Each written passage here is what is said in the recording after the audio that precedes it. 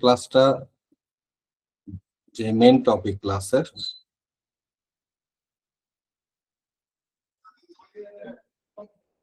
টপিকটা হচ্ছে ক্লাসিক্যাল হোমিওপ্যাথিতে রোগীর চিকিৎসার ধাপসমূহ। আমি একটা স্লাইড শেয়ার করব, আপনারা স্লাইডটা দেখতে পারেন কি? তাহলে আমাদের ক্লাসের সাবজেক্ট হচ্ছে ক্লাসিক্যাল হোমিওপ্যাথিতে রোগীর চিকিৎসার ধাপসমূহ। অর্থাৎ ক্লাসিক্যাল হোমিওপ্যাথি কি আগে আমাদের এটা জানতে হবে, তারপরে আমরা এই ধাপসমূহ বিষয়ে বুঝতে পারবো, তার আগে বুঝতে পারবো না। কারণ বর্তমানে যে হোমিওপ্যাথিটা প্রচলিত আপনারা দেখতেছেন, অধিকাংশ ক্ষেত্রেই ক্লাসিক্যাল প্র্যাকটিসটা হয় না। এই জন্য আমাদের প্রথমেই জানতে হবে যে ক্লাসিক্যাল হোমিওপ্যাথিটা কাকে বলে বা ক্লাসিক্যাল হোমিওপ্যাথিটা কি। আপনাদের মধ্যে কেউ কি বলতে পারবেন ক্লাসিক্যাল হোমিওপ্যাথি বলতে কি বোঝায়? আব্দুর রহিম, আপনি বলেন। স্যার, ডক্টর হ্যানিম্যান স্যার যেভাবে নির্দেশ দিয়ে গেছেন, হ্যাঁ স্যার, ওই হোমিওপ্যাথিটাকে স্যার ক্লাসিক্যাল হোমিওপ্যাথি বলে। যেমন যে একক মেডিসিন, হ্যাঁ, সেমি মনো মিনি, এই এই জিনিসগুলি যারা মানে, হ্যাঁ, তারাই স্যার, তাদেরকেই ক্লাসিক্যাল চিকিৎসক বলা হয় স্যার। হ্যানিম্যান মেথডে স্যার, আমরা যে হ্যানিম্যান যে মেথড, এর বাইরে বাইরে আমরা যাব না স্যার, এইটাই স্যার ক্লাসিক্যাল হোমিওপ্যাথি। ক্লাসিক্যাল হোমিওপ্যাথিটা হচ্ছে মূলত যেটাকে বলা হয় ধ্রুপদী বা যেটা চিরাচরিত একটা বিষয়, যেটা একদম শুরু থেকেই চলে আসতেছে। যিনি বললেন উনি সঠিকই বলছেন যে হ্যানিম্যান যে হোমিওপ্যাথিটাকে রেখে গেছেন সেটাই ক্লাসিক্যাল হোমিওপ্যাথি। এখন এখানে একটু বোঝার বিষয় আছে যে ক্লাসিক্যাল হোমিওপ্যাথিটা মধ্যে কি কোনো পরিবর্তন করা সম্ভব কিনা। অ্যাকচুয়ালি হোমিওপ্যাথির যে মূল নীতি, সেই মূল নীতির মধ্যে কোনো পরিবর্তন করা সম্ভব নয়। মাইক্রোফোনটা বন্ধ করেন। তাহলে ক্লাসিক্যাল হোমিওপ্যাথিটা আমরা কি দেখতে পাচ্ছি, যে একদম মৌলিক ধারার যে হোমিওপ্যাথি, সেই হোমিওপ্যাথিটাই হচ্ছে ক্লাসিক্যাল হোমিওপ্যাথি।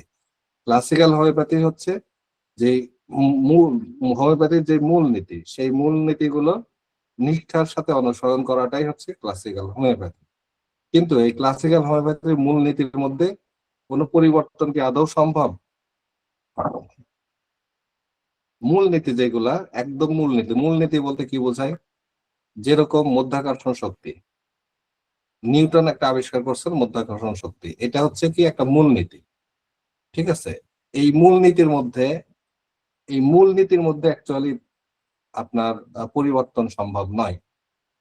ঠিক আছে, তবে মূলনীতিকে প্রয়োগের ক্ষেত্রে কিছু পরিবর্তন হইতে পারে, সে বিষয়ে আমি আসবো। হোমিওপ্যাথির মূলনীতিগুলোর মধ্যে তেমন কোনো পরিবর্তন ঘটেনি।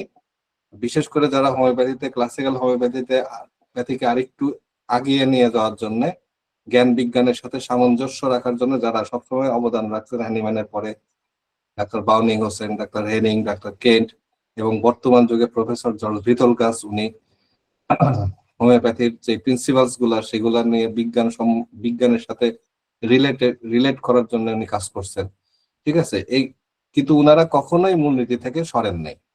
ঠিক আছে, এক কথায় হোমিওপ্যাথির যে মূল নীতি আছে সেই মূলনীতি গুলো মেনে চলাটাই হচ্ছে ক্লাসিক্যাল হোমিওপ্যাথি। কিন্তু আমাদের সমাজে যে হোমিওপ্যাথিটা আমরা শিখছি বা চর্চা করছি, আমাদের সমাজে শতকরা 5% ক্লাসিক্যাল হোমিওপ্যাথ পাওয়াটা একটা দুষ্কর বিষয় হয়ে দাঁড়িয়েছে।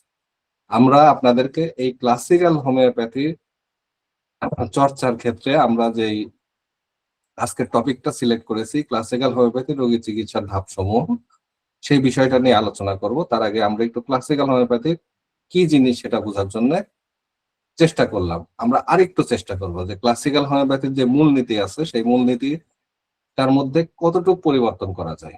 ঠিক আছে, ক্লাসিক্যাল হোমিওপ্যাথির মূলনীতির মধ্যে দুই ধরনের মূলনীতি আছে। একটা অপরিহার্য মূলনীতি, যেটার কোনো পরিবর্তন করা মোটেই সম্ভব নয়।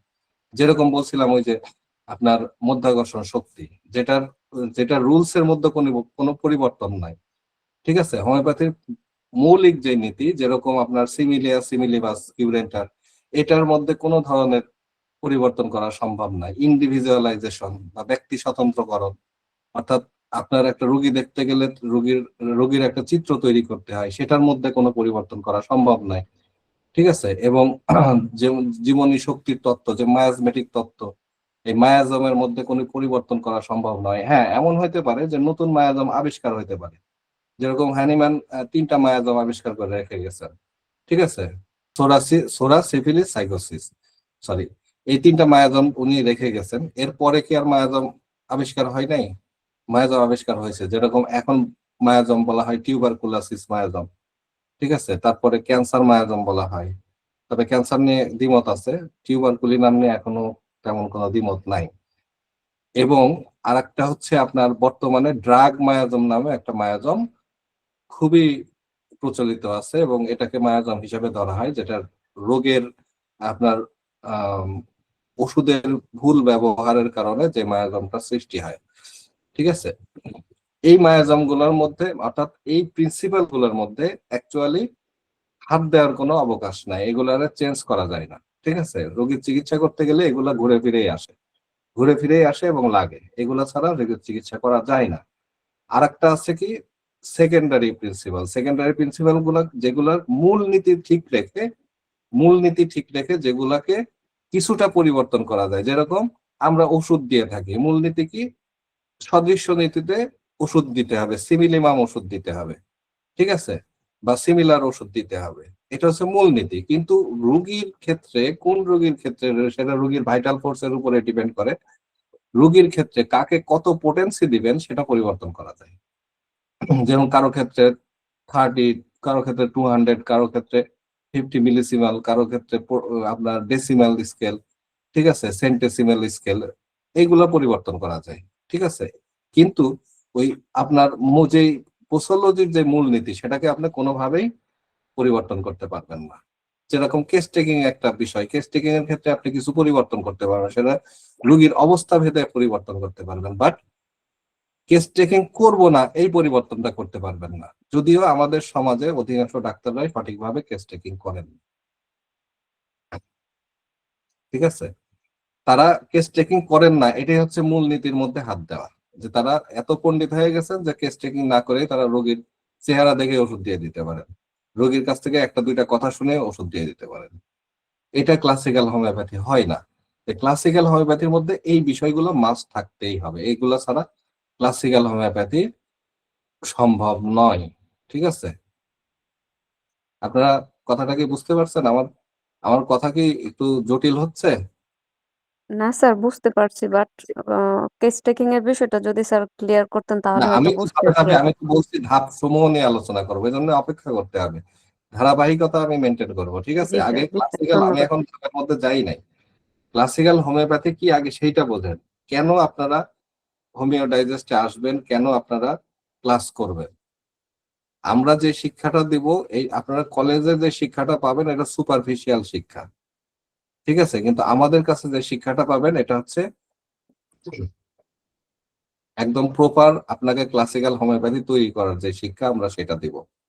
এই জন্য ক্লাসিক্যাল হোমিওপ্যাথি কি এবং সেই মূলনীতি থেকে কতটুকু আমরা সরতে পারি না পারি, সেটা আমাদেরকে অবশ্যই আগে বুঝে নিতে হবে।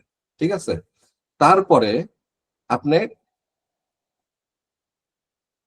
আমাদের সঙ্গে ক্লাস করতে পারবেন। না হলে আপনাদের যেটা ঘটবে সেটা হচ্ছে কলেজের ক্লাসের সাথে অধিকাংশই মিলবে না।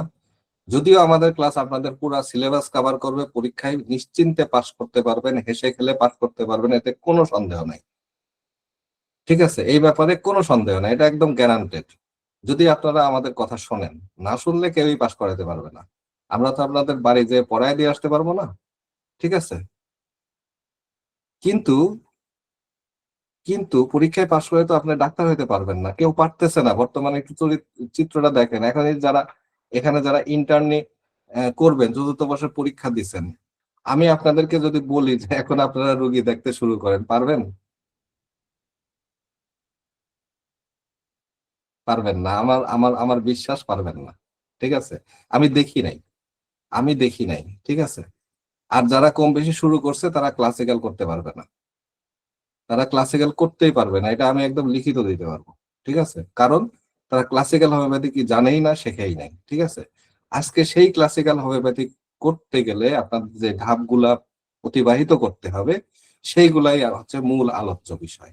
ঠিক আছে, তাহলে আমরা এই ধাপের মধ্যে এবার চলে আসবো। ঠিক আছে, সর্বপ্রথম কাজটা কি, একজন রোগী যখন চিকিৎসকের কাছে আসেন, আসার পরে রোগী কি করেন? আসার পরে রোগী তার কষ্টের কথাটা রোগীকে ডাক্তারকে বলেন যে ডাক্তার সাহেব আমার ডায়াবেটিস হয়েছে, আমার এই হয়েছে, আমার ওই হয়েছে। ঠিক আছে, এই ধরনের কিছু কথা চিকিৎসককে বলেন। ঠিক আছে, এই ধরনের কিছু কথা চিকিৎসককে তিনি বলেন। বলার পরে চিকিৎসক তারপরে ডিসিশন নেন কি করবেন। একজন চিকিৎসকের সর্বপ্রথম যে ডিসিশনটা নিতে হয়, একজন রোগী যখন চেম্বারে আসেন, আসার থেকে হোমিওপ্যাথি ডাক্তারের কাজ শুরু হয়। সেটা হচ্ছে কি, পর্যবেক্ষণ, যেটাকে বলা হয় অবজারভেশন। ঠিক আছে, অবজারভেশন। এই অবজারভেশন কিভাবে করতে হবে? হ্যানিম্যান অর্গাননের 3 নম্বর অ্যাফোরিজমে বলছেন, আনপ্রিজুডাইজ অবজারভার। আনপ্রিজুডাইজ অবজারভার অর্থাৎ একদম নিরপেক্ষ, পক্ষপাত পুষ্ট নয়, পক্ষপাতহীন একজন নিরপেক্ষ অবজারভার। ঠিক আছে, তাহলে একজন রুগী দেখার, আপনারা অনেক সময় শুনবেন, অনেক অনেক কলেজের টিচাররা বলে যে আমার চেম্বারে রুগী ঢুকলেই আমি বুঝে ফেলি সেটা কোন কিসের রুগী। এই যে এইখানেই ক্লাসিক্যাল হোমিওপ্যাথি একদম পুরাটাই শেষ। কেন শেষ একজন বলতে পারবেন? একদম শুরুতে ক্লাসিক্যাল হোমিওপ্যাথি শেষ কেন? ওয়াই? কারণ সে আগে থেকে একটা ধারণা নিয়ে বসে আছে যে এই রোগী এই মেডিসিনের হবে। রাইট, এইটাই, এই যখনই এই ধারণাটা কেউ পোষণ করবে তখন তিনি আর আনপ্রিজুডাইজ অবজারভার থাকলেন না। তাহলে কি বিষয়টা দাঁড়াচ্ছে, যখনই আপনি আপনার চেম্বারে, যদিও হোমিওপ্যাথি ডাক্তারের কাজ সেখান থেকে শুরু হয়, বাট ওইটার মধ্যে আটকায় যাওয়া যাবে না, অবজারভেশনের মধ্যে আটকায় যাওয়া যাবে না, তাহলে আপনি সংস্কার মুক্ত হতে পারলেন না, আনপ্রিজুডাইজ হতে পারলেন না। আপনাকে কি করতে, একটা ধারণা নিলেন, ও আচ্ছা এইটার, এই মহিলাটার দেখে মনে হচ্ছে সিপিয়া, আচ্ছা দেখবো না, ওটা কেস টেকিং এর সময় দেখবো না কি হয়। কিন্তু প্রথমে আপনার একটু মনে হইতে পারে, যখন আপনি কেস টেকিংটা করবেন তখন দেখবেন যে আপনার ধারণা আংশিক সঠিক হইতে পারে। কেন? কারণ তার হয়তো একটা সময় যে সিপিয়া লাগবে, কিন্তু এই মুহূর্তে তার রোগের যে লেয়ার বলে, ঠিক আছে, সেই লেয়ারে সিপিয়া নাই, সেই লেয়ারে অন্য কিছু আছে। কথা বলছেন? এই জন্য আনপ্রিজুডাইজ হতে হবে। তাহলে আমরা প্রথম কাজটা কি, ডাক্তারের প্রথম কাজ হচ্ছে অবজারভেশন, অর্থাৎ একজন রোগী এসে যখন তার প্রবলেমটা বলবে, একজন রোগী চেম্বারে ঢোকার থেকেই তিনি পর্যবেক্ষণ যেটা করবেন সেটাই হচ্ছে অবজারভেশন বা রোগী পর্যবেক্ষণ। ঠিক আছে, আচ্ছা, পরের ধাপটা কি? পরের ধাপ হচ্ছে রোগীর পরীক্ষণ। রোগী পরীক্ষণটা কি? রোগী পরীক্ষণটা হচ্ছে আপনার রোগীকে, এমনি তো আপনি দেখলেন, দেখা ছাড়াও অনেক সময় স্পর্শ করে দেখতে হয়। কেউ এসে বললো যে আমার এখানে টিউমার হয়েছে, আপনি একটু হাত দিয়ে ধরে দেখলেন। কেউ বলছে পেটে ব্যথা, আপনি একটু পেটে বিভিন্ন জায়গায় হাত দিয়ে দেখলেন, যে লোকেশনটা আপনি আইডেন্টিফাই করার চেষ্টা করলেন যে পেটের কোথায় ব্যথা, এখানে ব্যথা, ওখানে ব্যথা। অথবা আপনি রুগীর প্রেসার মাপলেন, অথবা আপনি রুগীর বলতেছে যে তার পেট ফাঁপা, আপনি একটু পেটে একটু টোকা দিয়ে দেখলেন। ঠিক আছে, অথবা আপনি রুগীর বলছে আমার শ্বাসকষ্ট হয়, আপনি স্টেথোস্কোপ দিয়ে শ্বাসের বিষয়টা দেখলেন। এইটাকে বলা হয় রোগী পরীক্ষা, অর্থাৎ রুগীকে একদম ফিজিক্যালি এক্সামিন করা, এটাকে বলা হয় পরীক্ষণ। এটাকে মেডিকেলের ভাষায় বলে আইপিপিএ। ঠিক আছে, আইপিপিএ মানে প্রথমে হচ্ছে দর্শন, ঠিক আছে, ইন্সপেকশন, তারপরে হচ্ছে আপনার হচ্ছে প্যালপেশন, এরপরে হচ্ছে প্রসিকিউশন, তারপরে হচ্ছে অ্যাসিকুলেশন। এই 4টা শব্দের ইয়েকে বলা হয় আইপিপিএ। ঠিক আছে, এইটা একটা ডাক্তারের সবসময় লাগবে ব্যাপারটা তা না, কিন্তু আমি বলতেছি যে রুগীকে নিবিড়ভাবে পর্যবেক্ষণের পরে রোগীর পরবর্তী কাজ হচ্ছে রোগীকে একটু ফিজিক্যালি, যদি তার সমস্যাটা সে ফিজিক্যালি আমাকে আইডেন্টিফাই করতে হয়, বুঝতে হয়, তাহলে সেক্ষেত্রে তাকে আমাকে দেখতে হয়, ভালো করে দেখতে হয় তার গায়ের রং কেমন, যেমন অ্যানিমিয়া, চোখটা একটু দেখি ফ্যাকাশে হয়ে গেছে কিনা, জিহ্বাটা একটু দেখি বলে না, ঠিক আছে। তারপরে আপনার প্যালপেশনটা হচ্ছে কি করে, পেটের বিভিন্ন জায়গায় ব্যথা আছে কিনা ওই যে স্পর্শ করে দেখা, যেটা বললাম। আঘাত করে, যে পেট ফুলে থাকলে একটু আঘাত করে দেখা যে বাতাস অবস্থা কেমন, ঠিক আছে। তারপরে স্টেথোস্কোপ দিয়ে দেখা, এটা হচ্ছে অ্যাসিকুলেশন। স্টেথোস্কোপ দিয়ে আমরা একটু দেখলাম যে কেমন কি অবস্থা, আসলে তার শ্বাসকষ্টের ধরনটা কেমন, ঠিক আছে। আচ্ছা, এরপরে আমরা পরবর্তী আর একটা ধাপে, এর উপরে কারো কোনো জিজ্ঞাসা আছে? খুব সহজ বিষয়, আমার মনে হয় না জিজ্ঞাসার কিছু আছে। দেখেন, আমি এমন ভাবে আপনাদের নোটটা করছি, প্রশ্ন যদি পরীক্ষায় আসে এর ভিতর থেকে আসবে। আমাদের ক্লাসের পদ্ধতিটা বুঝতে পারছেন? আপনাদেরকে আমরা ক্লাসিক্যাল হোমিওপ্যাথিটাই দিব, কিন্তু এমন ভাবে সাজায় দিব যেন আপনার পরীক্ষাতেও কমন পান, বুঝে শুনে লিখতে পারেন, ঠিক আছে। যেমন পরীক্ষাতে আসে যে রোগী পরীক্ষণ বলতে কি বুঝো, আপনি এখান থেকে কিন্তু উত্তর দিয়ে দিতে পারবেন। আচ্ছা, এর পরবর্তী ধাপটা হচ্ছে অ্যানামনেসিস। এটা খুবই গুরুত্বপূর্ণ একটা বিষয়, এত গুরুত্বপূর্ণ একটা বিষয় যে a good anamnesis is half of the diagnosis. একটা প্রবাদ আছে যে a good anamnesis is half of the diagnosis. অর্থাৎ আপনি যখন রোগটা কি হয়েছে তার বুঝবেন, আপনি যখন তার রোগের ইতিহাস, অ্যানামনেসিস বলতে ইতিহাস সংগ্রহ, আপনি যদি রোগের ইতিহাসটা ভালো করে সংগ্রহ করতে পারেন তাহলে অর্ধেক রোগ ডায়াগনোসিস হয়ে যাবে এমনিতেই। অর্থাৎ আমরা যেটা কেস টেকিং, অনেক ডাক্তারই বলেন যে কেস টেকিং করার সময় আমি বুঝে ফেলি যে তার কি ওষুধ আসতে পারে, কেস টেকিং করতে করতেই বুঝে ফেলা, এইটাই হচ্ছে অ্যানামনেসিস, ঠিক আছে। অর্থাৎ রোগটার কারণ মানে খুঁজে বের করা হয় যে কি কারণ ছিল। বিশেষ করে অ্যানামনেসিসের মূল কারণ হচ্ছে যে রোগটার কি কারণে হয়েছে, সেটা কি কোনো উত্তেজক কারণ ছিল নাকি মৌলিক কারণ ছিল, বা অন্য কোনো প্রিডিসপোজিশন বা মায়াজমেটিক কোনো কারণ আছে কিনা, এই ব্যাকগ্রাউন্ডটা খুঁজে নিয়ে আসা, এটাই হচ্ছে অ্যানামনেসিস, ঠিক আছে। এখন আপনাদের যদি প্রশ্ন আছে অ্যানামনেসিস কাকে বলে, বলতে পারবেন না? আমার তো মনে হয় খুব ইজিলি বলতে পারবেন, ঠিক আছে। এবং এই অ্যানামনেসিসটাই হচ্ছে মূলত কেস টেকিং এর যাত্রাটা শুরু হয় এখান থেকে। কেস টেকিংটা হচ্ছে অ্যানামনেসিসের আরেকটু ভাস্ট অবস্থা, অর্থাৎ আরেকটু বড় সংস্করণ যেটাকে বলা যায়, ঠিক আছে। সেটা কি, সেটা হচ্ছে আপনার একটা কেস টেকিং বলতে রোগীর চিত্রটা তৈরি করা, রোগের চিত্রটা, রোগীর যে প্রবলেমটা নিয়ে আসছে সেই প্রবলেমটা সুন্দরভাবে ফুটে ওঠে, সেইভাবে তথ্য সংগ্রহ করাটাই হচ্ছে কেস টেকিং। অর্থাৎ একজন বললো যে রোগীর জন্ম থেকে এই পর্যন্ত রোগীর জীবন বৃত্তান্ত, নো, জন্ম থেকে সব কিছু লাগবে না, লাগবে হচ্ছে জন্ম থেকে তার রোগ সংক্রান্ত তথ্যগুলো। অনেকে বলছেন পারিবারিক ইতিহাস, হ্যাঁ এটাও কেস টেকিং এর অংশ লাগবে। অর্থাৎ কেস টেকিং সেটাই যেটা আমরা ওই যে আলোচনা করছিলাম হোমিওপ্যাথির মূল নীতির মধ্যে ব্যক্তি স্বাতন্ত্রতা, ইন্ডিভিজুয়ালাইজেশন বলছিলাম না, কেস টেকিং এর উদ্দেশ্য হচ্ছে ইন্ডিভিজুয়ালাইজেশন নিরূপণ করা, ঠিক আছে, রোগীর একটা চিত্র তৈরি করা, ঠিক আছে। আপনি কেস টেকিং যেভাবে আপনারা বলতেছেন সেভাবে যদি আমরা বলতে থাকি তাহলে একটা মানুষের কেস টেকিং হয়ে যাবে 50 পাতা, কিন্তু তার ভিতর থেকে আপনি যদি ওই রোগীকে ইন্ডিভিজুয়ালাইজ করতে না পারেন, ওই রোগীকে যদি আপনি স্বতন্ত্র করতে না পারেন, তাহলে ওই কেস টেকিং এর কোনোই দাম নাই, সম্পূর্ণ মূল্য, ঠিক আছে। আচ্ছা, মাহমুদুল করিম হাত তুলছেন, বলেন তো। আসসালামু আলাইকুম। আসসালাম। আচ্ছা আচ্ছা, একটা বিষয় একটু জানি, সেটা হচ্ছে যে কেস টেকিং এর যে বিষয়টা, এটা হচ্ছে কি যেটা আমরা হিস্ট্রি গুলা নিই, হ্যাঁ, নেওয়ার পরে ওটা একটা নির্দিষ্ট ওয়েতে যাওয়া, অর্থাৎ একটা নির্দিষ্ট গন্তব্য পথে যাওয়াটা কি কেস টেকিং এর প্রচুর সংজ্ঞার পড়া মধ্যে লাগে, আসবে? প্রচুর এটা চিন্তা আলোচনা শেষ করতেছি, করার পরেও প্রচুর পড়তে হয়। আমি সেটাই আলোচনা করতেছি, একটু শুনতে হবে তারপরে ক্লিয়ার হবে।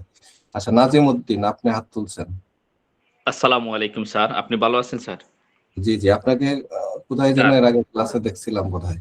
স্যার জি স্যার, আমি আপনার এর আগে ক্লাসও ছিলামও।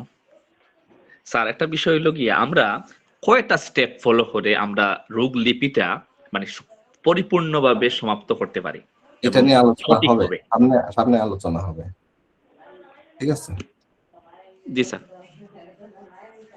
কেস টেকিং একটা অনেক বড় সাবজেক্ট, এটা নিয়ে আপনার হচ্ছে 10টা ক্লাস নেওয়া যায়। আজকে তো এতগুলা ক্লাস নিতে পারবো না, আমি একটা ধারণা দিচ্ছি যে কি কি ধাপগুলো আপনাদের অতিবাহিত করতে হবে। জি জি জি জি স্যার, জি এগুলো স্যার। ধারণা দেওয়ার উদ্দেশ্য হচ্ছে যে আমরা এই ধাপগুলো আপনাদের শেখাবো, ঠিক আছে। স্যার আমার মনে হয় প্রশ্নোত্তর পর্বটা সব শেষে আচ্ছা, করলে আপনার ক্লাসটা স্বাভাবিক করতে পারবেন। করবো না, আমি কেস টেকিং কি এটা জানতে চাচ্ছিলাম। আচ্ছা ঠিক আছে, ওকে, আমি আগায় নিচ্ছি। তাহলে একটা কেস টেকিং এর মধ্যে কি কি অ্যাকচুয়ালি থাকতেই হবে, থাকতে হবে বলতে কি, যে জিনিসগুলো কেস টেকিং এর মধ্যে ফুটে উঠতে হবে, সেই জিনিসগুলো কি, একটা রোগীর ওষুধে পৌঁছাইতে গেলে কয়েকটা জিনিস অবশ্যই লাগে।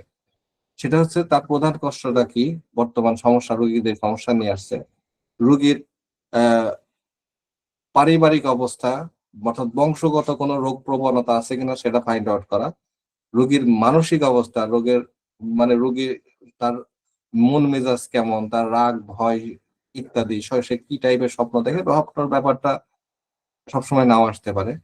আচ্ছা, তারপর শারীরিক লক্ষণ কেমন, ঠিক আছে, যেটাকে বলা হয় ফিজিক্যাল জেনারেল, অর্থাৎ পিপাসা, ঘাম, ক্ষুধা, মলমূত্র, ঘুমের ধরন কেমন, তার ওই রোগগুলা কোন সময় বাড়ে কমে, এবং রোগের অনুভূতিটা কেমন, ঠিক আছে। যেমন আপনার রোগী এসে বললো যে আমার মাথা ব্যথা হচ্ছে, তাহলে মাথা ব্যথার ধরনটা কেমন, সে বললো যে আমার মাথায় মনে হচ্ছে কেউ সুই ফোটাচ্ছে বা কেউ হাতুড় দিয়ে পিটায়, এরকম। এই কয়েকটা জিনিস না থাকলে আপনার কেস টেকিংটা পুরাটাই ব্যর্থ, ঠিক আছে। আর এই কেস টেকিং গুলা কেমনে করতে হবে সেটা অর্গাননের 83 নাম্বার থেকে 104 নাম্বার সূত্রের মধ্যে হ্যানিম্যান বর্ণনা করছেন। আমরা যখন অর্গাননের ক্লাস নিব ধারাবাহিকভাবে, ঠিক আছে, সেই সময় এই বিষয়গুলো নিয়ে আমরা পুঙ্খানুপুঙ্খভাবে আলোচনা করবো, এবং কেস টেকিং এর উপরে আমাদের ক্লাস আছে আলাদা।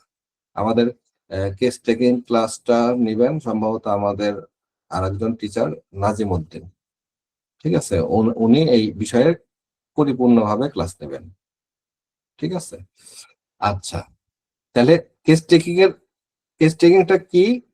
কেস টেকিং বলতে রোগীর তথ্য সংগ্রহ করা, অর্থাৎ ওই যে অ্যানামনেসিস অনুযায়ী রোগীর তথ্যগুলা সংগ্রহ করা, যেই তথ্যগুলোর মাধ্যমে সম্পূর্ণ রোগীটার একটা ইন্ডিভিজুয়াল অবস্থা, অর্থাৎ রোগীর একটা ব্যক্তি স্বাতন্ত্রতা পরিপুষ্ট হয়। কেন ব্যক্তি স্বাতন্ত্রতা লাগবে? যেন আমরা কোনো একটা ওষুধের সঙ্গে তাকে মিলাইতে পারি, ঠিক আছে। এখন ওকে ওকে, ঠিক স্যার আছে, আমি সহজে বলা যায় রোগ বিকৃতি, শরীরের বিকৃতি, মানে বিকৃতি আচ্ছা, হচ্ছে এই লক্ষণ। শরীরের বিকৃতি ঠিক না, ওটাকে বলে প্যাথোলজি। হ্যাঁ, শারীরিক বিকৃতিটাকে প্যাথোলজি, লক্ষণ হচ্ছে রুগী এসে আপনাকে যেটা বলে ওইটাই লক্ষণ,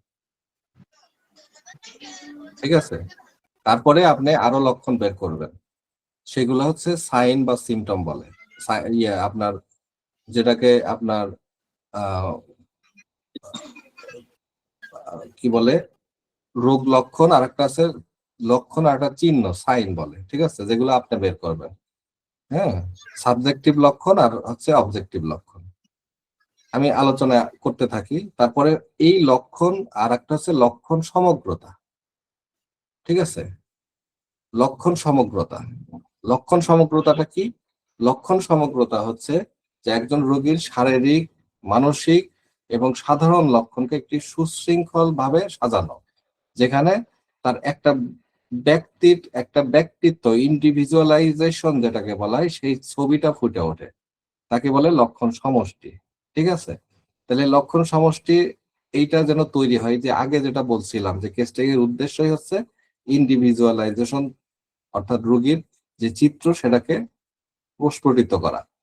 তাহলে আমরা কিভাবে বুঝবো? যেমন রোগী একজন এসে বললো যে আমার মাথা ব্যথা হচ্ছে, ঠিক আছে, তাহলে ওই মাথা ব্যথাটা নিলেই লক্ষণ সমগ্রতা হলো না।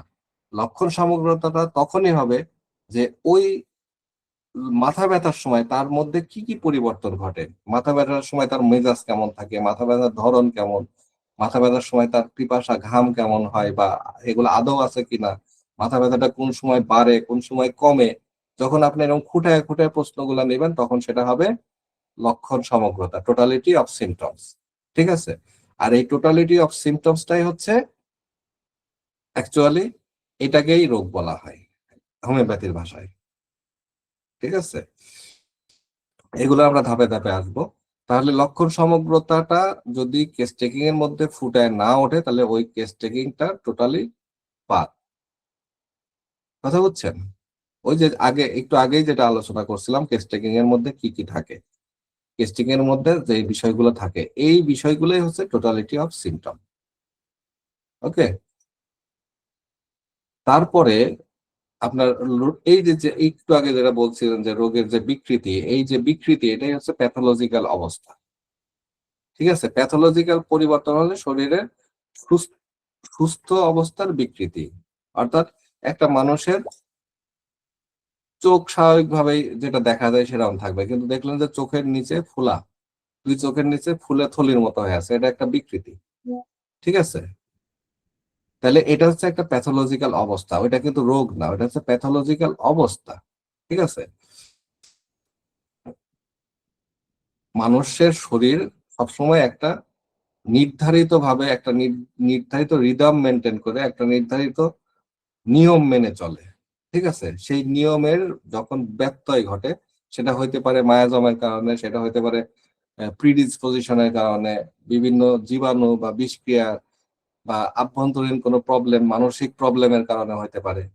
ঠিক আছে, এই যে প্রবলেমের কারণে যখনই কোনো ধরনের রোগ লক্ষণ প্রকাশিত হয়, ঠিক আছে, রোগ লক্ষণ প্রকাশিত হয় এবং সেই রোগ লক্ষণগুলো যখন দীর্ঘস্থায়ী হয় বা একটা বিষয়কে পরিষ্কার করে তোলে তখন সেটা হচ্ছে প্যাথোলজিক্যাল পরিবর্তন। ঠিক আছে, যেরকম স্বাভাবিকভাবেই আপনার হচ্ছে আমাদের পেট স্বাভাবিক, লিভার স্বাভাবিক হচ্ছে হজম করে, কিন্তু যদি সেখানে ইনফ্লামেশন দেখা যায় অর্থাৎ ব্যথা দেখা যায় বা প্রদাহ দেখা যায়, ঠিক আছে, তাহলে আমরা অনেক সময় সেটাকে বলি সিরোসিস।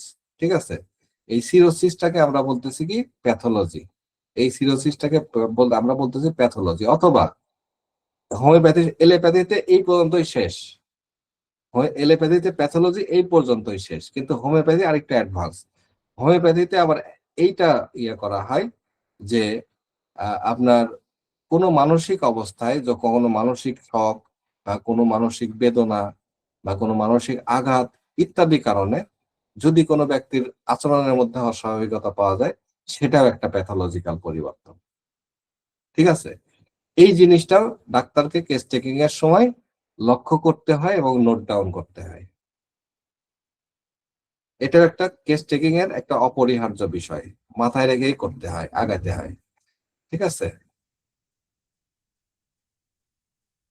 এরপরে প্যাথোলজিটা আমরা যে বুঝলাম, এবার প্যাথোলজিটাকে নির্ণয় করতে হবে না, অর্থাৎ এই যে রোগ অবস্থার ধরনটা কেমন সেটাকে নির্ণয় করতে হবে না। ঠিক আছে, সেটা কি আপনার অ্যাকিউট না ক্রনিক না আপনার হচ্ছে এটার মধ্যে আরেকটু গভীরে কোনো টেস্ট দিয়ে দেখতে হবে কিনা। আমরা অনেক সময় মনে করি প্যাথোলজি আর প্যাথোলজির টেস্ট একই, আসলে বিষয়টা এক না। প্যাথোলজির টেস্ট হচ্ছে আর একটু গভীরে যে একটু পরীক্ষা নিরীক্ষা করে একটু আপনার হচ্ছে বিভিন্ন ইকুইপমেন্ট দিয়ে পরীক্ষা নিরীক্ষা করে দেখা, সেটা হচ্ছে প্যাথোলজিক্যাল টেস্ট। একজন ঠান্ডা নিয়ে আসলো, ঠান্ডা নিয়ে আসার পরে যদি চিকিৎসকের মনে হয় যে এটা কি সাধারণ ঠান্ডা নাকি নিউমোনিয়া, তখন তাকে কি করতে হয়, তখন তাকে ল্যাবরেটরিতে পাঠাতে হয়। এই যে ল্যাবরেটরিতে পাঠানোর সময়, পাঠানোর পরে আমরা এটা দেখে যখন বুঝলাম যে এটা হচ্ছে তার নিউমোনিয়া, সাধারণ ঠান্ডা না, এটাই হচ্ছে ডায়াগনোসিস। ঠিক আছে, এটাই হচ্ছে ডায়াগনোসিস বা ফাইনাল ডায়াগনোসিস বলে। ঠিক আছে, তাহলে এইটাও আপনার কেস টেকিং এর সময় মাথায় রাখতে হয় চিকিৎসককে। আপনি কেস টেকিং করলেন, একটা ওষুধও নির্বাচন করলেন, কিন্তু আপনাকে শিওর হইতে হয় অনেক সময় যে রোগীর কি আসলে নিউমোনিয়া কিনা। একজন টিউমার নিয়ে আসলে আপনি ওষুধ দিলেন, সবকিছু রোগীর চিত্র অনুযায়ী ওষুধ দিলেন, কিন্তু পরিবর্তন খুব একটা আসতেছে না, তখন আপনাকে টিউমারটাকে টেস্ট করে দেখতে হয় যে টিউমারের ধরনটা কেমন। এটা কি আপনার ম্যালিগন্যান্ট টিউমার নাকি অন্য কিছু, এগুলো তখন আপনাকে অনেক সময় দেখতে হয়। এটা হচ্ছে আপনার টেস্ট টেস্ট করা বা ডায়াগনোসিস করা। হ্যাঁ, আচ্ছা, এবার রোগের সংজ্ঞায়ন। আমরা আবার চলে আসলাম ধাপ সমূহ। আমরা তখন ছিলাম কেস টেকিং এর মধ্যে, কেস টেকিং এর অপরিহার্য কিছু বিষয়।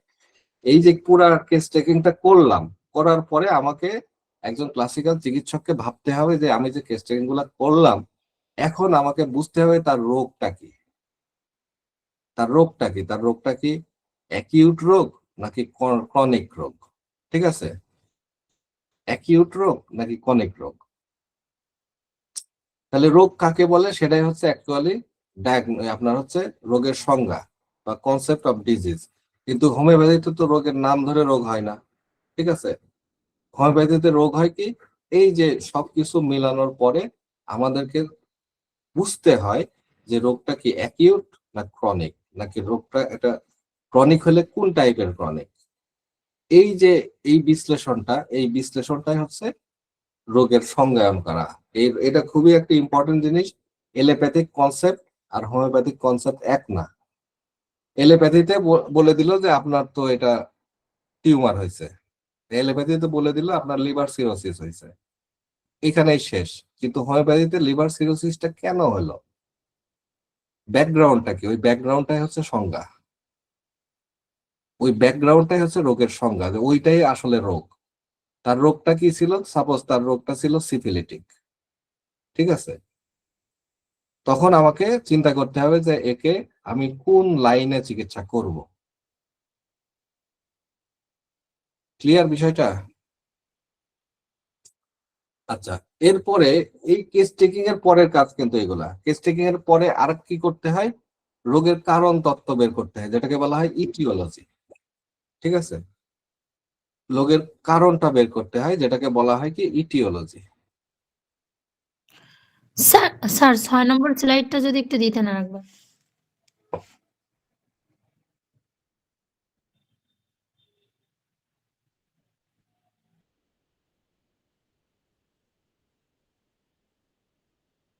পাঁচের পরে 6 হয় নাই, 7 চলে আসছে, মানে নাম্বারিং এ ভুল হয়েছে। হ্যাঁ,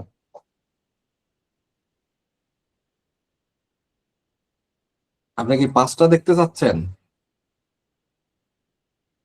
এটা আপনাদের জি লিখতে হবে, স্যার। যদি লেখেন লিখতে হবে না, আমি স্লাইডটা দিয়ে দিব আপনাদের। হ্যাঁ, না স্যার স্যার ঠিক আছে, আমার তাহলে আমি ভাবছি মিস্টেক হয়ে গেছে।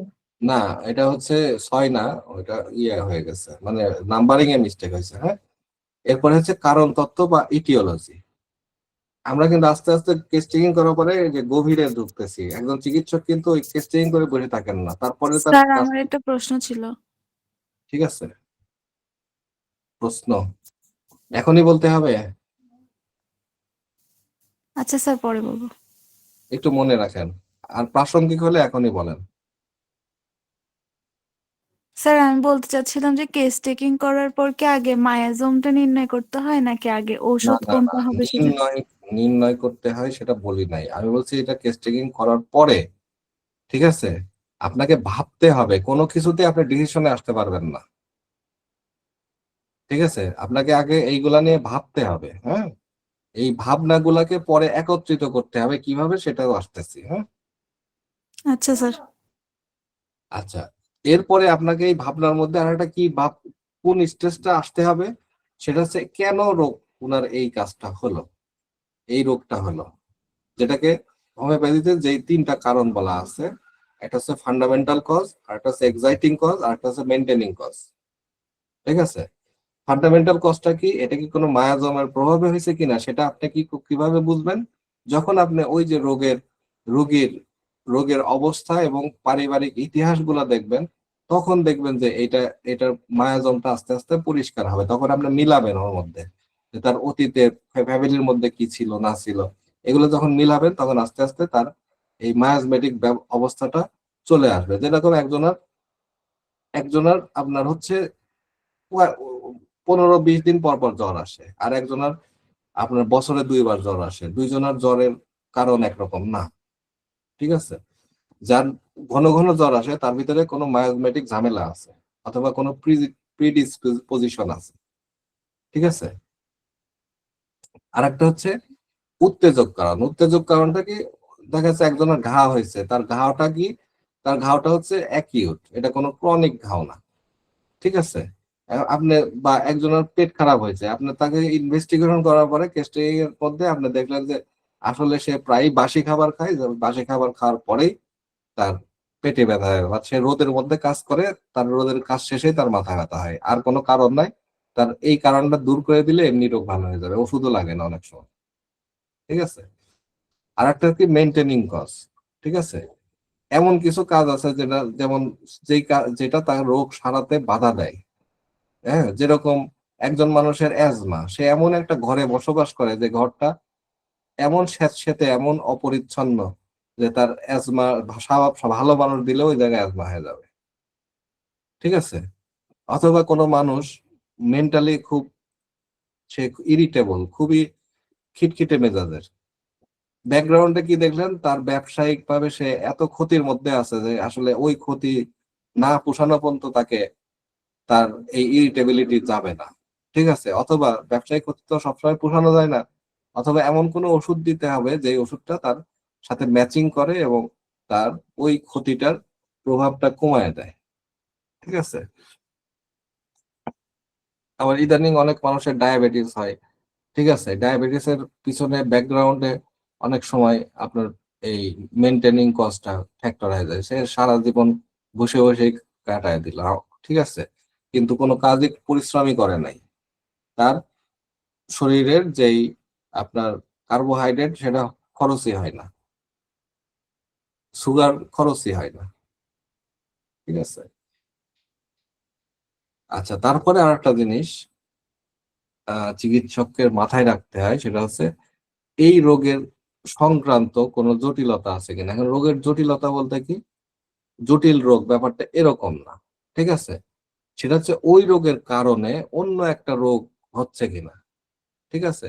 যেরকম শরীরের মধ্যে একটা বড় টিউমার আছে, সেই টিউমারের কারণে শ্বাসকষ্ট হতে পারে, কারণ টিউমারটা বড় হয়ে গেছে, যার কারণে ফুসফুসের উপরে প্রেসার পড়তেছে, তার শ্বাসকষ্ট হচ্ছে, যে হাই প্রেসার হচ্ছে। এটা আপনার হচ্ছে এই প্যাথোলজিক্যাল পরিবর্তনটা তখন ফাইন্ড আউট করতে হয়, এই ওইখানে ওই যে ডায়াগনোসিস বললাম, ডায়াগনোসিসটার প্রয়োজন হয়। হুম, ডাক্তার এসে বলতেছে যে ডাক্তার সাহেব আমার তো হাই প্রেসার, শ্বাসকষ্ট, ঠিক আছে, আর আমার হচ্ছে একটা টিউমার আছে পেটের মধ্যে।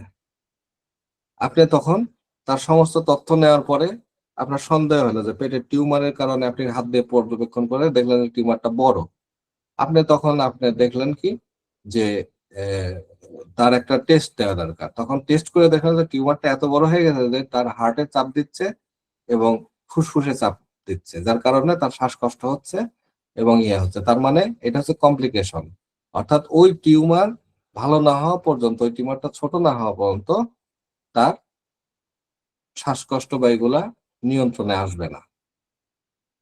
কথা বলছেন? এটা হচ্ছে কমপ্লিকেশন, এটাই হচ্ছে রোগের জটিলতা। হ্যাঁ, আর আরেকটা জটিলতা আছে যেটাকে বলা হয় কেস ডিসরাপশন। আমি খুবই হতবাক হয়েছি, আপনাদের কেস ডিসরাপশন নিয়ে একটা লেখা শাহিন স্যার আমাদের হোমিও ডাইজেস্টে দিচ্ছেন, আপনারা লেখাটা পড়তেছেন না। এই কেস ডিসরাপশনটা খুবই গুরুত্বপূর্ণ, এত গুরুত্বপূর্ণ যে ক্লাসিক্যাল হোমিওপ্যাথি ছাড়া যত হোমিওপ্যাথি আছে সব হোমিওপ্যাথি কেস ডিসরাপশন করে। অর্থাৎ অনেকে বলে যে হোমিওপ্যাথি ওষুধে ইয়ে হয়, ওষুধ বেশি হয়ে গেলে বা ভুল ওষুধ খাইলে ক্ষতি নাই, ঠিক আছে? এটা একদমই ঠিক না। ভুল ওষুধের কারণে যদি রোগটা আংশিক সদৃশ্য হয় ওষুধের সাথে রোগী, তাহলে যেটা হয় সেটা হচ্ছে কেসটা ডিসরাপশন হয়।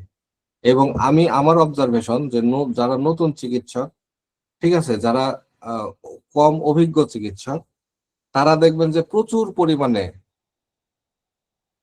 সোরিয়াসিস বা চুলকানির অ্যাড দেয় যে এক ওষুধেই চুলকানি নাই হয়ে গেছে, এক ওষুধেই তার গায়ের সমস্ত সমস্যা দূর হয়ে গেছে। ঠিক আছে, এর ভিতরে মানে অধিকাংশই ডিসরাপ্টেড। সে দেখা যাচ্ছে যে আসছে সালফার দিয়ে দিছে, কিন্তু রোগীটা ছিল হেপার সালফেট, এবং হেপার সালফার এবং সালফারের মধ্যে অনেকটা সিমিলারিটি আছে। আর সালফারটা হচ্ছে খুবই প্রমিনেন্ট ওষুধ, এত বড় ওষুধ যে সালফারের ম্যাক্সিমাম লক্ষণ প্রচুর ওষুধের সাথে মিল আছে, একটা পলিক্রেস্ট ওষুধ। ঠিক আছে, দেখা যাচ্ছে সালফার দিচ্ছেন, চর্মরোগটা নাই হয়ে ভিতরে ঢুকে গেছে, অন্য রোগের কারণ সৃষ্টি করতেছে, অন্য রোগ সৃষ্টি করতেছে। কিন্তু তার কেস টেকিং করলে, যদি সুন্দরভাবে কেস টেকিং করতো, তাহলে দেখা যাচ্ছে রোগীর চিত্রটা আসতো হেপার সালফের সাথে। এই হেপার সালফের পরিবর্তে যখনই সালফার দিছে, অথবা সালফার যদি আসে তাকে হেপার সালফ দিছে বা অন্য কোনো ওষুধ দিছে, তখনই সাপ্রেসড হয়ে যাবে, কারণ আংশিক মিল ছিল। এই ভুলটা সবচেয়ে বেশি হয়। কথা বলছেন, ডিসরাপশন। এই জন্য আপনারা ওই স্যারের লেখা কেস ডিসরাপশনটা এটা পড়বেন, এটা পর্ব আকারে চলতেছে, খুবই গুরুত্বপূর্ণ। এবং আপনাদের হোমিওপ্যাথিক ডাক্তারদের আরেকটা বলি, ক্লাসিক্যাল হোমিওপ্যাথিক ডাক্তারের সবচেয়ে ভয়ের বিষয় হচ্ছে ডিসরাপ্টেড কেস। এলোপ্যাথি ওষুধ খেয়ে, একটা জিনিস আজকে মাথায় রাখেন, এলোপ্যাথি ওষুধ খেয়ে যে পরিমাণে ক্ষতি হয় না রোগীর, হোমিওপ্যাথি ওষুধ খেয়ে যদি কেস ডিসরাপশন হয় তার থেকে বেশি ক্ষতি হয়। কথা বুঝছেন, এটা খুবই মারাত্মক। এলোপ্যাথি ওষুধ খেয়ে যে পরিমাণে ক্ষতি হয় না, একটা হোমিওপ্যাথি ডিসরাপ্টেড কেসে তার থেকে বেশি ক্ষতি হয়। সেই অনেক সময় রুগীকে বাঁচানোই যায় না, অনেক সময় রুগীকে আর ফিরানোই যায় না, কারণ কেস ডিসরাপশন হলে শরীরের মধ্যে প্যাথোলজিক্যাল পরিবর্তন হয়ে যায়।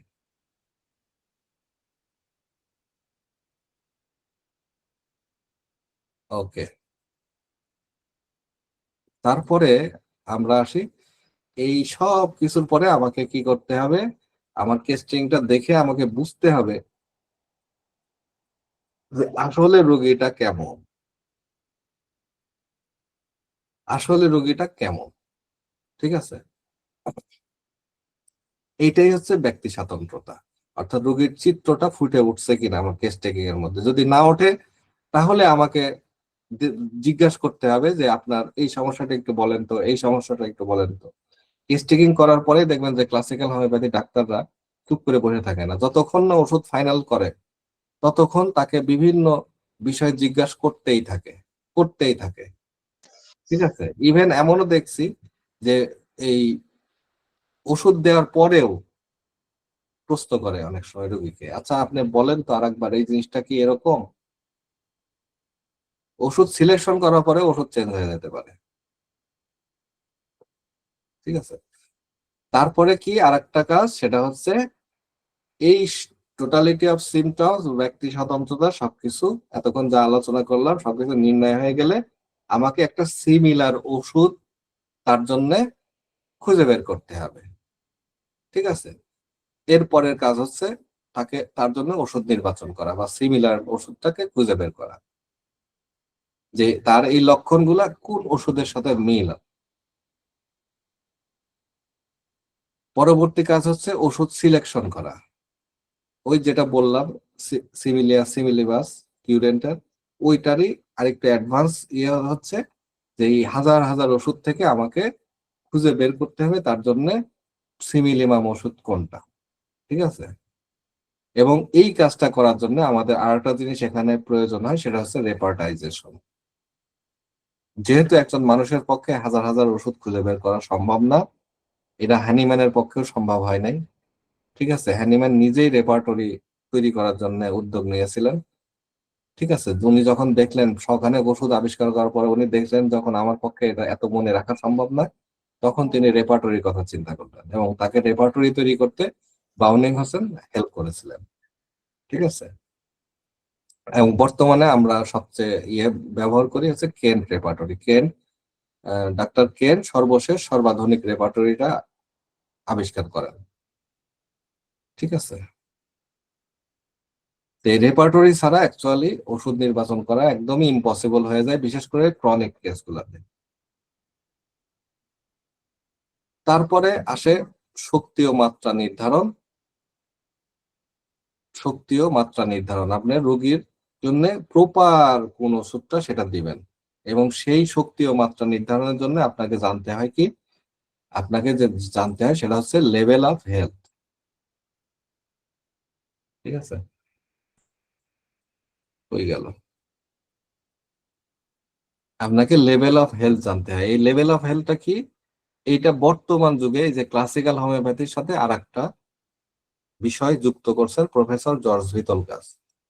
উনি এখানে এমন ভাবে বৈজ্ঞানিকভাবে বিশ্লেষণ করছেন, হোমিওপ্যাথির সব মূল নীতি ঠিক রেখে উনি আরেকটু অ্যাডভান্স ওয়েতে এমন একটা তত্ত্ব আবিষ্কার করছেন, যেই তত্ত্বের মাধ্যমে আপনি খুব সহজে রোগীকে কত পোটেন্সি ওষুধ দিবেন, কেন দিবেন, সেই জিনিসটা খুব সহজেই বের করা যায়।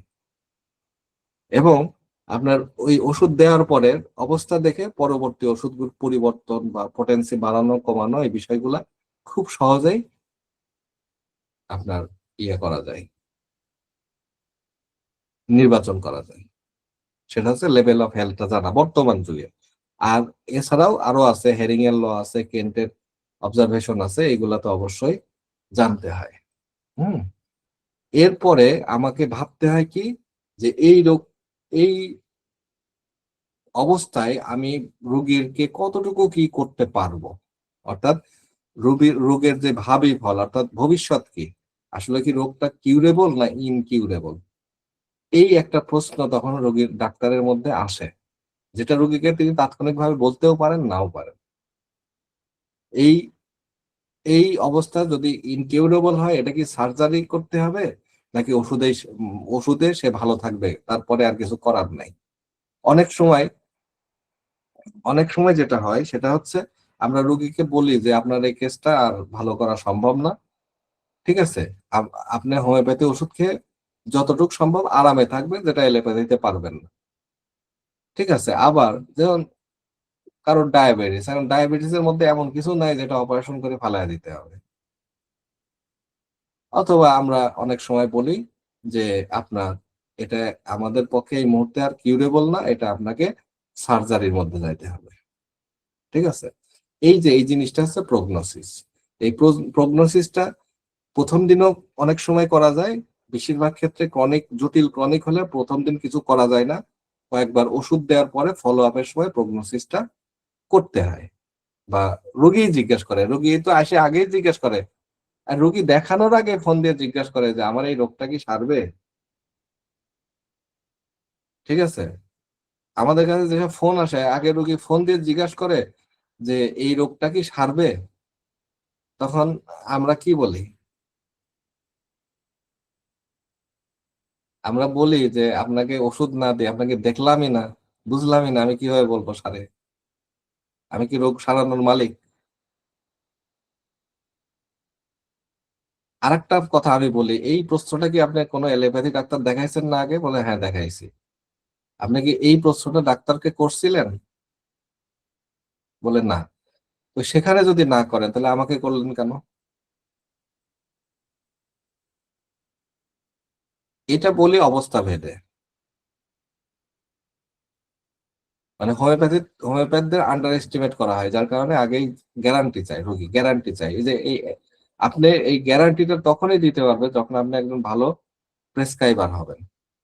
আর ভালো প্রেসক্রাইবার তখনই হবেন যখন উপরের যে আলোচনা করে গুলো করলাম, যখন আপনি এগুলা মেনটেন করবেন, এগুলো বুঝবেন।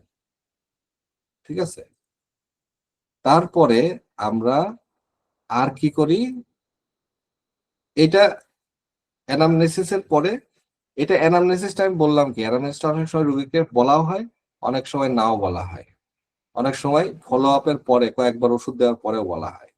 ঠিক আছে, আচ্ছা, এরপরে আমরা আরেকটা করি, এটাও হ্যানিম্যানের নির্দেশ, অ্যাফোরিজম 4-এ আছে যে আপনাকে প্রিজার্ভার অফ হেলথ, ঠিক আছে, অর্থাৎ স্বাস্থ্যের সংরক্ষক হতে হবে। কি কি কারণে তার রোগগুলা বাধাগ্রস্ত হচ্ছে, আরোগ্যে বাধা হচ্ছে, সেই বাধাগুলা দূর করতে হবে। ঠিক আছে, সেটার মধ্যে কি থাকে? সেটার মধ্যে আহার এবং পথ্য, যেটা হচ্ছে ডায়েট অ্যান্ড রেজিমেন। ঠিক আছে, রুগীকে অনেক সময় ওষুধ দেওয়ার পরে বলা হয় আপনি এইভাবে চলবেন, এইভাবে করবেন, এতদিন বিশ্রামে নেবেন, এতদিন এটা করবেন না, এতদিন গরম পানি দিয়ে গোসল করবেন না, এতদিন এটা করবেন না, এতদিন। এইটা হচ্ছে আপনার হচ্ছে ডায়েট এন্ড রেজিমেন। এটা হচ্ছে রেজিমেন বলে, এইটা খাবেন না, ওইটা খাবেন না, এটা হচ্ছে ডায়েট। তাহলে এই ডায়েট এন্ড রেজিমেনের মধ্যে দুইটা ভাগ, একটা হচ্ছে ডায়েট যেটা ভাইটাল ফোর্সকে আপনার হচ্ছে সবল করে এই ধরনের খাবার খাইতে বলা, এবং যেটা ভাইটাল ফোর্সকে বিব্রত করে সেটাকে নিষেধ করা, ওষুধের কাজকে বাধাগ্রস্ত করে। ঠিক আছে, আর রেজিমেন্টটা হলো যেই জীবনযাত্রা আপনাকে আপনার ভাইটাল ফোর্সকে উজ্জীবিত করে সেটার পরামর্শ দেওয়া, এবং সেটা যেটা আপনার ভাইটাল ফোর্সের জন্য ঝামেলা তৈরি করে সেটাকে নিষেধ করা। হ্যাঁ, যেমন পর্যাপ্ত ঘুম, মুক্ত বাতাস, হালকা ব্যায়াম, মানসিক প্রশান্তিতে থাকা, এই বিষয়গুলো। এই বিষয়ে হ্যানিম্যান এই যে 260 থেকে 263 নাম্বার অ্যাফোরিজমে এই বিষয়টা আরো ক্লিয়ার করছেন, যেটা মেইনটেনিং কজের মধ্যেও পড়ে। তাহলে এটা দুইটার সাথে সম্পর্কিত, একটা হচ্ছে মেইনটেনিং কজ, আর একটা হচ্ছে আরেকটা কি প্রিজার্ভার অফ হেলথ, এটার সাথে সম্পর্কিত। তাহলে আহার এবং পথ্য এই হচ্ছে সর্বশেষ ধাপ। এই কয়টা ধাপ যখন আপনি একজন চিকিৎসক মেনটেন করবেন, ঠিক আছে, তখন আমাদের ক্লাসিক্যালি হোমিওপ্যাথিক চিকিৎসাটা সম্পূর্ণ হলো। এবং স্যার আপনাদেরকে হোমিওপ্যাথিতে কি শিখতে হবে যদি এখন প্রশ্ন করি, তাহলে আপনাদের শিখতে হবে এই যেটা আলোচনা করলাম, এই জিনিসটাই শিখতে হবে, এবং আমরা আপনাদেরকে এইটাই শেখানোর চেষ্টা করবো। আজকে ক্লাসটা নেওয়ার মূল উদ্দেশ্য ছিল এটা, যে অ্যাকচুয়ালি আপনারা আমাদের কাছে কি শিখবেন। ঠিক আছে, যদি আমি আপনাদেরকে এরকম একটা টাইটেল দিতাম যে আমাদের কাছে কি শিখবেন, তাহলে আপনারা এখানে অর্ধেকেও ক্লাসে উপস্থিত হতেন না, আপনারা বুঝতেনই না ক্লাসটা কত গুরুত্বপূর্ণ। ঠিক আছে, এখন আশা করি আপনারা ক্লিয়ার হয়েছেন যে আমাদেরকে কি শিখতে হবে। এইবার হাত তুলে প্রশ্ন করবেন। জি, নাজমুল হাসান, আপনি বলেন। আসসালামু আলাইকুম স্যার। জি, ওয়ালাইকুম সালাম।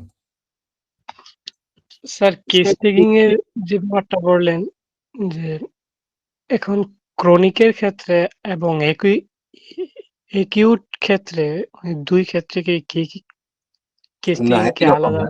অ্যাকিউটের ক্ষেত্রে অনেক সময় 5-10টা কথার উপরে প্রেসক্রিপশন করা যায়, কিন্তু আপনাকে আগে এই জ্ঞানগুলা থাকতে হবে।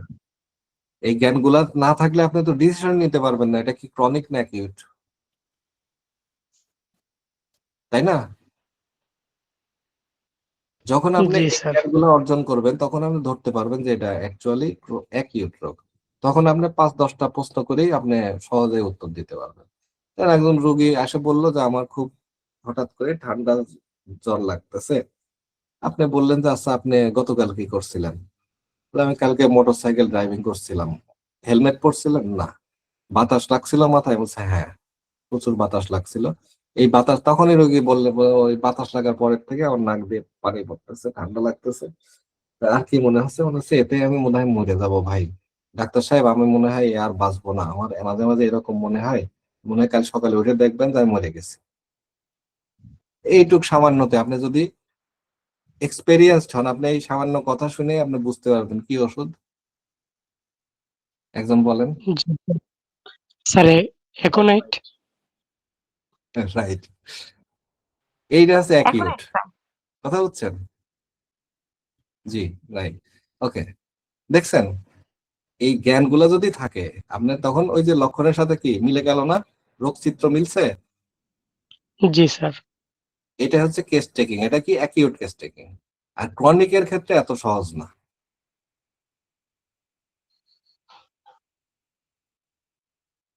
ঠিক আছে, আচ্ছা স্যার, ক্রনিকের ওষুধের ক্ষেত্রে যে রোগী, মাত্রা নির্ণয়। আচ্ছা আমি এক এক করে স্যার জিজ্ঞাসা করি। নাজমুল হাসান, আপনার প্রশ্নের উত্তর দিতে আমি আসতেছি, একটু হাত তোলেন। মাহবুল্লাহ আল ফারুক। কি? আমি হাত তোলেন, হাত না তুললেও উত্তর দিব না। Discipline first. স্যার আমার ইয়েকে একটু আল শুনবেন। ফারুক নামে একজন আছে, আল ফারুক এমডি কি, আচ্ছা যাই হোক। রেজাউল করিম, আপনি বলেন। জি বলেন। জি, ধন্যবাদ। মানে চমৎকার চমৎকার ক্লাসটা হয়েছে। ক্লাসিক্যাল হোমিওপ্যাথি রোগীর যে চিকিৎসার ধাপগুলো খুব চমৎকার ভাবে উপস্থাপন করেছেন, এই জন্য স্যারকে ধন্যবাদ। আপনি একটা জায়গায় বলেছেন শক্তি ও মাত্রা নির্ধারণের ক্ষেত্রে মানে ভিতলকাস একটা তত্ত্ব দিয়েছেন। স্যার যদি খুব সংক্ষেপে জি। যদি তত্ত্বটা একটু একটু বলতেন আর কি। এটা অনেক বড় আলোচনা, একটা বই আছে লেভেল অফ হেলথ, কথা বলছেন, এটা অনেক বড়। ও এটার দুইটা পার্ট, একটা হচ্ছে আচ্ছা science of homeopathy, science of homeopathy second part হচ্ছে লেভেল অফ হেলথ। ঠিক আছে, সবচেয়ে বড় কথা হচ্ছে যে আপনি পোটেন্সি নির্বাচনের ক্ষেত্রে, ঠিক আছে, কয়েকটা বিষয় আছে, উনি কয়েকটা ভাগ করছেন যে হেলথের লেভেল যদি এরকম হয়, যেমন প্রথমে উনি 3টা ভাগ করছেন, এবিসিডি। এবিসিডির মধ্যে আবার 4টা করে ভাগ আছে এবং অসংখ্য ভাগ থাকতে পারে, তবে 4টা করে ভাগ আছে। উনি ওইখানে প্রমাণ করে একদম বৈজ্ঞানিক দৃষ্টিভঙ্গি, উনার case, lakh lakh case analysis সবকিছু দিয়ে প্রমাণ করে দেখাইছেন যে যদি এ লেভেলের কোনো রোগী আসে, তাহলে আপনার তার একটা ক্রনিক হোক অ্যাকিউট হোক একটা ওষুধ দিবেন এবং খুব হাই পোটেন্সির ওষুধ দিবেন, রোগী ভালো হয়ে যাবে। সেকেন্ড স্টেজে এসে আপনার যদি বি লেভেলের হয়, এখানে 5, 6, 7, এইখানে যদি এসে এই লেভেলের রোগী হয়, তাহলে তার কেসটাকে আপনি আরোগ্য করতে পারবেন এবং পোটেন্সি লাগবে 200 থেকে 1M এরকম। ঠিক আছে, তারপরে উনি আরেকটা দেখাচ্ছেন লেভেল 4, সেখানে যদি আপনার আপনার 12 নাম্বার লেভেলের দিকে চলে যায়, মানে সরি নিচের দিকে চলে যায় লেভেলের, তাহলে সেই ক্ষেত্রে সেই রোগীকে আরোগ্য করা ছোটা, অসম্ভব, এবং তার ক্ষেত্রে সবচেয়ে নিম্ন মানের অনেক সময় মাদার টিংচার প্রয়োজন হতে পারে। ঠিক আছে, এটা বিশাল চ্যাপ্টার, বিশাল ব্যাখ্যা। হ্যাঁ, এটা আমরা আস্তে আস্তে আপনাদের শেখাবো, সমস্যা নাই। ওকে, ধন্যবাদ স্যার। তো এই যে বইটার কথা বললেন লেভেল অফ হেলথ ভিতলকাস, বই অ্যাভেলেবল, বইটা কি আমাদের বাংলাদেশে? ফটোকপি পাওয়া যায়, অরিজিনালের দাম অনেক বেশি, অরিজিনালটা তেমন একটা পাওয়া যায় না। কোথায় কোথায় পেতে পারি এটা? এটা যে আমাদের যে নাম্বার দেওয়া আছে ওইখানেও যোগাযোগ করলে পাবেন। আচ্ছা আচ্ছা এটা ইংরেজিতে, বাংলা নাই। হ্যাঁ, আচ্ছা, ঠিক আছে স্যার। আচ্ছা, তারপরে তাহেরা আক্তার তুরান।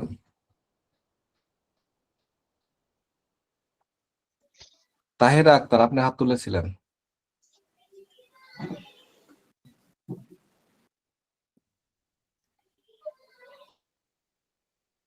জি বলেন। আমি আর কোনোদিন ক্লাস করি নাই, এমনি আজকে ক্লাসটা অনেক ভালো লাগছে। আচ্ছা, থ্যাংক ইউ। ধন্যবাদ, এটাই বলতে আস্তে চাই। আস্তে এগুলাই শিখাবো আপনাদের, তখন থাকবেন সঙ্গে ইনশাল্লাহ। সুলতানা ইনশাআল্লাহ। 2005, আপনি হাত তুলেছিলেন।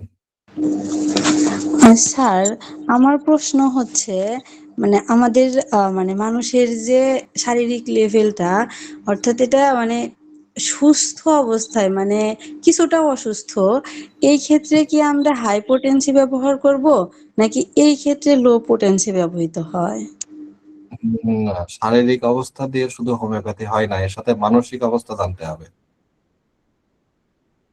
এটা পাগল, ঠিক আছে, তার জ্বর আসছে, তাকে যে পোটেন্সি দিবেন, আর একজন সুস্থ মানুষ জ্বর আসছে, তাকে সেই পোটেন্সি দিতে পারবেন না, কারণ পাগলের হচ্ছে মেন্টাল সাইডটা ডিজেবল। ঠিক আছে, তার জ্বর আসলে ওর কোনো ওষুধই দেওয়া লাগবে না, 2 দিন পরে একাই সেরে যাবে। কেন? দেখবেন কোনো তীব্র রোগ থাকলে ছোটখাটো রোগ হয় না। অনেক সময় সে বৃষ্টিতে ভিজছে, একটু ঠান্ডা লাগছে, পরের দিন যায় দেখবেন যে পাগল ভালো হয়ে গেছে। তারে হাই পোটেন্সি দিলেও কিছু না, লো পোটেন্সি দিলেও কিছু না। ঠিক আছে, আর একজন সুস্থ মানুষ, যে বললাম মোটরসাইকেলের তার জন্য তখন আপনি ওই লেভেল অফ হেলথ বিচার করতে হবে। ঠিক আছে। জি স্যার, বুঝতে পারছি। তারপরে আব্দুর রহিম, আপনি হাত তুলেছেন। স্যার আমার একটা অনুরোধ ছিল স্যার, অনুরোধটা হচ্ছে লেভেল অফ হেলথ এই বইটা যেন স্যার আপনার মাধ্যমে অনুরোধটা পৌঁছানোর জন্য, এই যে লেভেল অফ হেলথ এই বইটা যেন স্যার শাহিন মাহমুদ স্যার বাংলা করেন স্যার, আমার একটা অনুরোধ স্যার। ওই এতে বইটা আমাদের বাংলা, অনেক স্টুডেন্টরা ওই স্যার বইটা বাংলা হচ্ছে আমাদের ISCH International Academy of Classical Homeopathy বাংলাদেশের যিনি কোঅর্ডিনেটর আছে ডাক্তার ধীমান রায় স্যার, উনি এটা অনুবাদ করতেছেন, এটা পাবলিশ হবে, ঠিক আছে, কিন্তু সময় লাগবে। ওকে, ঠিক আছে, তাহলে আপনাদের সবার প্রশ্নের উত্তর আশা করি দিয়েছি, ঠিক আছে। আজকের ক্লাসটা, স্যার আমার একটা ছিল আপনার নাম কি যেন?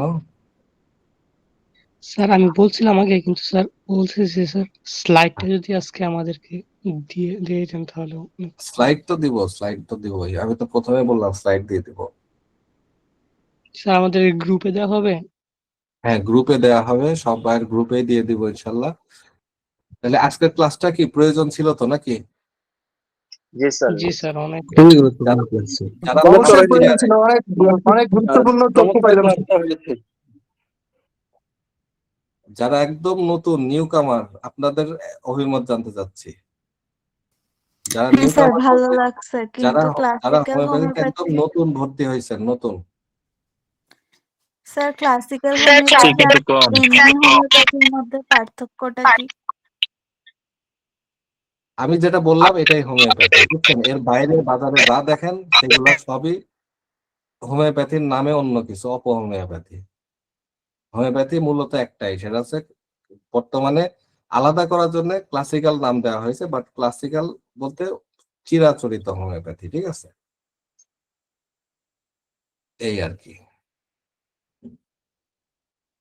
আচ্ছা, ফারুক হোসেন, আপনি হাত তুলেছিলেন, কিছু বলবেন? জি স্যার, আমি বলছিলাম যে ক্লাসটা আজকে প্রথম করলাম আমি। আপনার ক্লাসটা খুব ভালো লাগলো, আরো আগে থেকে করতে পারলে হয়তো আরো একটু বেসটা ভালো হতো, অনেক বেশি জানতে পারতাম। আজকে না স্যার না, আমরা এখনো ক্লাস শুরু হয় নাই, এভাবেই আজকে বলতে পারেন যে ফার্স্ট ইয়ারের কয়েকটা ক্লাস আমি নিয়েছি, 7-8টা, আর আজকে হচ্ছে আমরা ওভারঅল একটা ক্লাস নিলাম, ঠিক আছে। আচ্ছা আচ্ছা, আমাদের মূল থ্যাংক ক্লাসগুলো ইউ শুরু স্যার। হবে ঈদের পরে। জি স্যার, জি স্যার, অনেক ভালো লাগলো, আপনাকে থ্যাংক ইউ। এই জন্য পরবর্তী ক্লাসগুলো করতে পারি আপনার এইটাই আর কি স্যার, খুব ভালো লাগলো। আসাদুজ্জামান সুজন হাত তুলেছেন, আসাদুজ্জামান সুজন।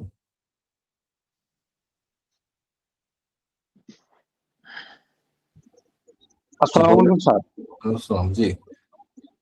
স্যার আমি নতুন ফার্স্ট ইয়ারে স্যার, এই জন্য আমি কোনো কিছু মানে বলতে পারি না স্যার, কিন্তু আজকের ক্লাসটা স্যার অনেক ভালো লাগলো স্যার। ঠিক আছে, ধন্যবাদ। পিন্টু কুমার। আসসালামু আলাইকুম স্যার, জি, খুব সুন্দর ক্লাস নেওয়ার জন্য আপনাকে অসংখ্য ধন্যবাদ স্যার। ওই যে প্রথম দিক দিয়ে আমার ঢুকতে একটু কষ্ট হয়ে গেছিল, ওই জন্য যদি ভিডিওটা থাকতো তাহলে আমি পরবর্তীতে দেখে পাবেন, গ্রুপে দেওয়া হবে। হ্যাঁ,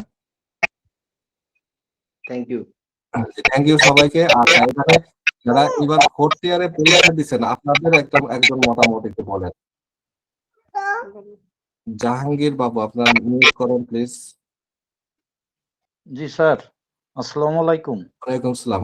আপনারা যারা এবার ইন্টার্নি করবেন, আজকের ক্লাসটা আপনাদের কি প্রয়োজন ছিল কিনা, কি মনে করেন? স্যার আপনার সঙ্গে একটু কথা বলি স্যার। জি বলেন। বলছি স্যার, আমি হোমিওপ্যাথিতে দ্বিতীয় বর্ষে পরীক্ষা দিলাম, তৃতীয় বর্ষে উঠবো ইনশাল্লাহ, জি, আশা করি। তো আমি যতটুকু বুঝছি হোমিওপ্যাথি একটা বিশাল সমুদ্র, এখানে অবশ্যই। ডুব দিয়ে মাটি পাওয়াটা সো টাফ। না, তারপরেও আপনার লেকচার শুনে অত্যন্ত ভালো লাগলো। তো যেহেতু এখন রমজান মাস চলছে স্যার, সময়টার দিকেও আমাদের একটু খেয়াল করতে হবে। হ্যাঁ, সরি স্যার, আমি আসলে ওইভাবে বলতে চাইনি, জাস্ট না না, এটা নিয়ে গত ক্লাসে আমরা কথা বলেছি, আরেকটু দেরিতে হলে অনেকে ভালো হয়, কিন্তু আমাদের অনেক প্রত্যন্ত অঞ্চলে, গ্রাম অঞ্চলে, একদম সেই সুন্দরবনের ভিতরে আছে এরকম মানুষও ক্লাস করে, সেখানে জি জি জি রাত 9:30, আর ঢাকা শহরে রাত 9:30 এক না। না না ঠিক ঠিক আছে? আছে এবং স্যার, অনেক এখন আমরা জায়গাতে 9:30টার মধ্যেই তারাবি শেষ হয়ে যায়। ঠিক আছে? তা আমরা জি জি সবকিছু মাথায় রেখে এই টাইমটা দিছি। আর okay, recorded thank class you sir, পাবে, থ্যাংক কোনো ইউ। সমস্যা নাই।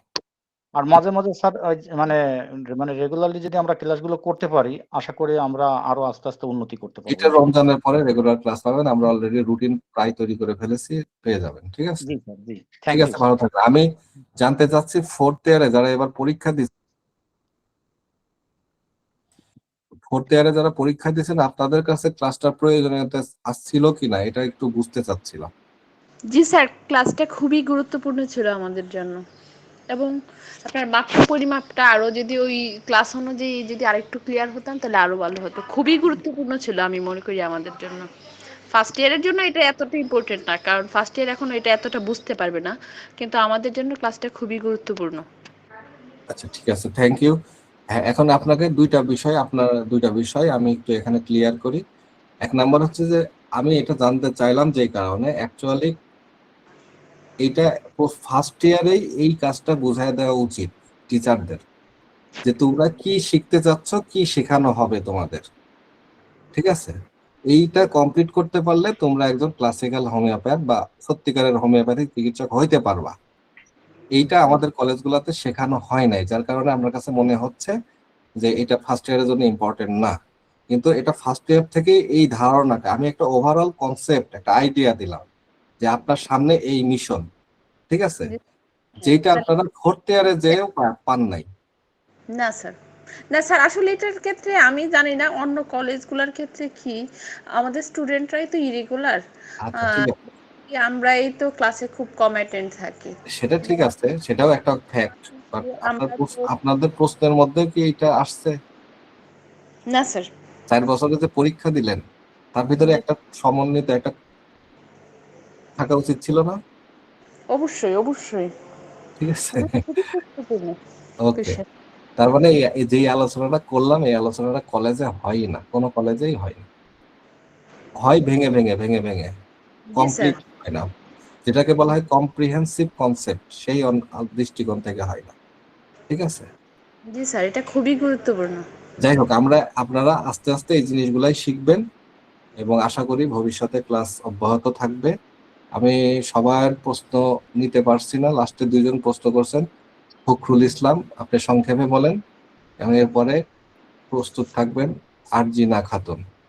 ফখরুল ইসলাম, আপনি বলেন। জি, আসসালামু আলাইকুম স্যার। আমি তো মোটামুটি ক্লাসে থাকি সব ক্লাসেই, কিন্তু যতই এর ভেতরে ঢুকছি ততই মনে হচ্ছে যেন এই সবার কথাই শুনে মনে হচ্ছে যে একটা বিশাল চ্যালেঞ্জ। আমি তো সদ্য ফার্স্ট ইয়ারেই ভর্তি হলাম। এই আপনার চ্যালেঞ্জ ওভারকাম সময় করা আসলে বাকি এবং কতটুকু আপনার সম্ভব সেইটা নিয়ে ভাবছি স্যার। এটা একদমই সম্ভব। ঠিক আছে? আজকে আপনি পুরা বিষয়টা দেখলেন।